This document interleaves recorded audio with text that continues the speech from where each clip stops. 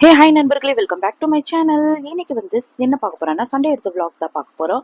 Sunday நாங்கள் குழந்தைங்களை கூட்டிகிட்டு ஸ்கை வாக் மால்க்கு தான் போயிருந்தோம். எப்போவுமே நாங்கள் பிவிஆருக்கு தான் போவோம்.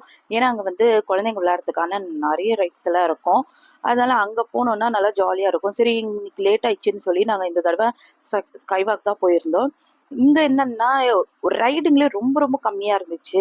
வெறும் கேம் தான் அதிகமாக இருக்குது. பாதி ரைடு க்ளோஸ் பண்ணியும் வச்சுருந்தாங்க. ஸோ எனக்கு வந்து அவ்வளோவா விருப்பம் இல்லாம இருந்துச்சு. சரி வந்துட்டோம், குழந்தைங்களும் ரொம்ப ஆசைப்படுறாங்கன்னு சொல்லி, ஆளுக்கு அந்த மாரி என்னென்ன பிடிக்குமோ அந்தந்த கேம் எல்லாம் விளையாடிட்டு சுத்திட்டு வந்துட்டுருந்தோம். அந்த டைம்ல ஃபர்ஸ்ட்டு வந்து என் பசங்க என்ன பண்ணாங்கன்னா, அந்த பால் இருக்கு இல்லையா? இந்த கேம் தான் ஃபர்ஸ்ட்டு விளையாடணும்னாங்க. சரி ஓகேன்னு சொன்னா ஜாலியா தான் இருந்துச்சு அது பார்க்குறப்ப கூட.